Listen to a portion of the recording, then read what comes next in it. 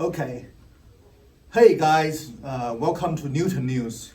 Today's topic is why is it essential or necessary for human beings to immigrate to the Mars? And maybe from this century. Okay, this is our solar system, the sun and the 8 major planets.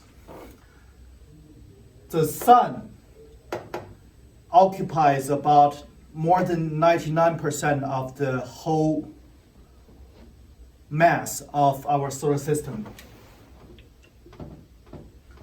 This is our Earth. This is the Mars, the nearest one, kind of the nearest one. These two, Mercury and Venus, are kind of too hot, and kind of has no water on it. But this Mars has water. Okay, and why is necessary for us to leave Earth and immigrate to Mars? Because sooner or later we have to leave the whole solar system, immigrate to another solar system, because because nothing has the ability to exist forever. Everything has a time to die, or it has a time to distinct. Our sun has about tens of millions of years life to live, and then it will stop burning, and it will, for the weight of our sun, I think it may be end by a swelling, and the swelling will occupy or absorb the whole solar system, become a what they call is called a giant red planet. Yeah, and then the whole solar system will be gone, will be burned to air or to gas. But before that, if we want to survive, we have to leave the solar system to other solar system. And luckily, we have about millions of years or tens of millions of years to achieve that. But in order for us from here to leave the whole solar system, go outside, this takes more than 100 years traveling. We cannot do it from right now directly go outside the solar system. So we have to move step by step. So the nearest one is Mars. It's, by today's traveling ability, it's about 2 years traveling one way. And then this has water on it. And the Saturn and Jupiter, they also have they have many satellites, and then their number 2 satellites here, they also have water. And about 2022 ESA, that's European Science and Space Agency. They will send some satellites or some rockets to detect these 2 second satellites of Saturn and Jupiter. We are already find there are water, a huge water beneath the surface in these 2 satellites. But currently it takes tens of years for spaceship to carry man to there. But without human beings on ship, it takes more about 5 to 10 years to travel there.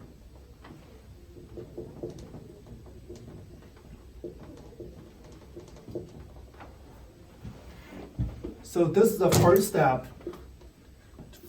This is the whole process of traveling outside, immigrate outside of our solar system. This is the first step to Mars, and then to either one or both the second satellites, and then from there to outside solar system. one way travel to Mars is about 2 years, and then it takes at least thousands of years to convert the Mars atmosphere, which is mostly carbon dioxide, into some oxygen, which is possible for mammals and plants and maybe other species to live, to survive there. It takes at least thousands of years. And then it takes thousands to millions of years to convert these places, convert those oceans to all kinds of, currently we can only imagine all kinds of industrial parks and the solid surface for human beings to live. But here we can only say they have ocean, they have water, but what's outside, what's on it, what's in it, is we currently largely unknown. But Mars, it has 4 seasons. It has snow and rain. You can go to Wikipedia or go to NASA. You can find the large, high-definition picture of Mars with red soil and sand, similar to the beaches on Earth, similar to the clay, mud on Earth. And you can see the snow flake and see the, not rain, but the trace of rain, the evidence of rain from the picture of Mars. You can get it from Wikipedia and NASA's websites. And their temperature about, I think it's about minus 30 to 100, 200, about that. Not as similar as Earth, is about 0 to, I think, 50, 100 Fahrenheit. But after hundreds of years, we can convert them if we are able to plant enough plants on Mars. It takes maybe hundreds of years. So that's why Elon Musk say he is able to do this. He's able to achieve this.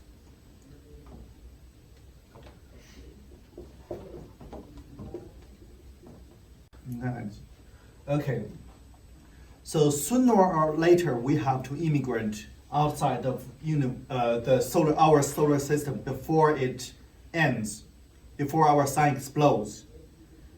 And the first step of that for now is to, from the Earth, immigrate to the Mars. That's what NASA, ESA, and Elon Musk and Jeff Bezos are thinking, are planning to do right now. They know all these process. They know this is the essential first step and the practical first step. That's why it's necessary for human beings to immigrate to the Mars. And probably and possibly it will happen at this 21st century. That's it. Yeah, thank you.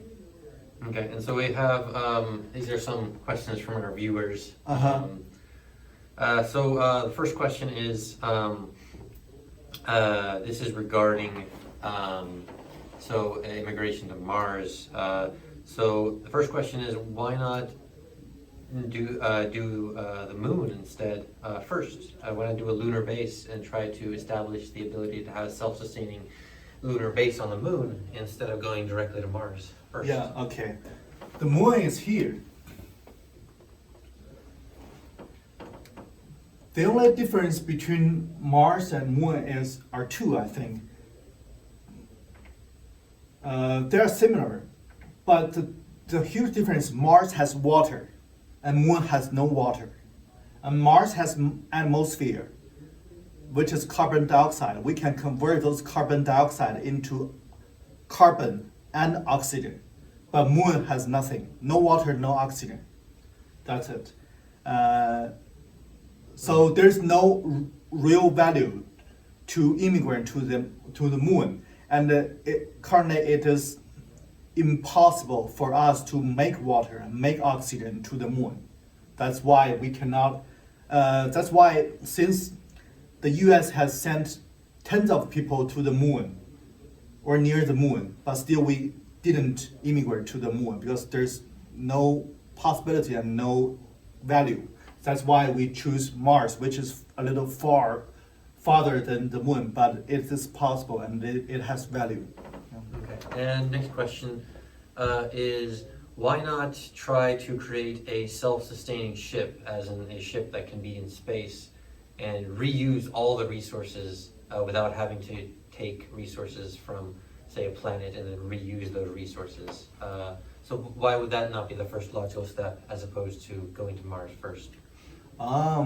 Yeah, for a long-term sustainable spaceship, that is possible. That is, I think, that is already accomplished by the space, what they call service station, International Space Station, ISS. Sorry, ISS. Let me. ISS. This International Space Station is rotating our Earth for already maybe 20 years. I think it will end at 2024. It already served tens of people live on Earth. The longest live in the space. The longest space lived human being has lived in space for about 5 years. That's already the one achievement, and that's, I think, can be called the prototype of the long-term huge spaceship. Currently, our International Space Center space station can hold about 10 to 20 astronauts, but in the future, I think if we have two planets to live and commute, we will have to make super big cruise level spaceship that can last for years or tens of years or hundreds of years. But currently we, from the technology and from the economic capability of human beings, we cannot make super large spaceship that can carry millions of people on ship and travel for tens of years. Currently, the spaceship is about this size. By Elon Musk's spaceship, it's about 20 stories high, and it is already the largest spaceship made by human beings in human beings' history, and it can carry about 100 people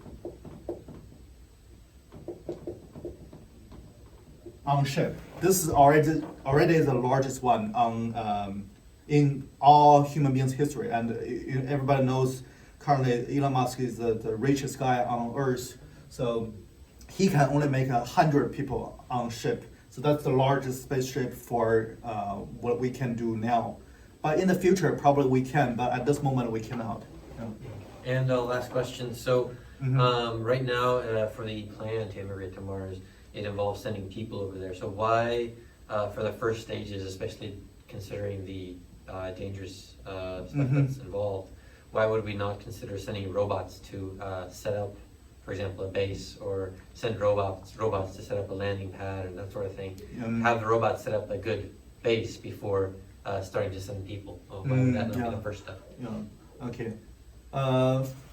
After the U.S. sent tens of human beings to the moon in 1960s, it's been over 50 years, over half a century. The NASA and Russia and ESA, and also including China, already sent tens of, not over 100, but tens of spaceships to the Mars. And there are many land rovers and robots and drones. Currently, there's a drone or helicopters on Mars. There's one or two belong to NASA, one belong to China. They are already kind of robots controlled by the NASA and China and Russia and ESA.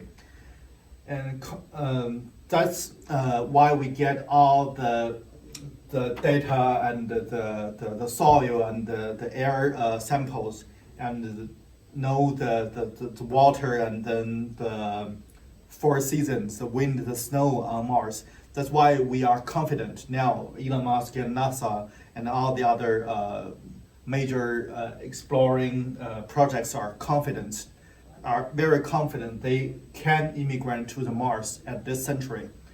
And by Elon Musk's Mars project, or they call it Master Plan 2 maybe, and they will send the materials and the life equipment to the Mars next year or in 2022,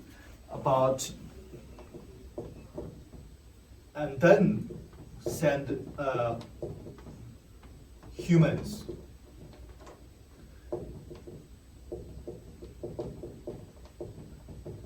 First, 2022, they will send equipment. The 4 human beings arrive, and then 2024, they will send humans to the Mars to get ready to welcome the first groups of humans arrive on Mars. Yeah. Right. So we already have robots and drones and all kinds of things on Mars, and we will send more to the Mars before humans arrive. Yeah. All right. That was Newton News. Thank you so much, our anchor, Mr. Jack. Yeah, And thank you we'll very see you much. next time. Thank you, everybody.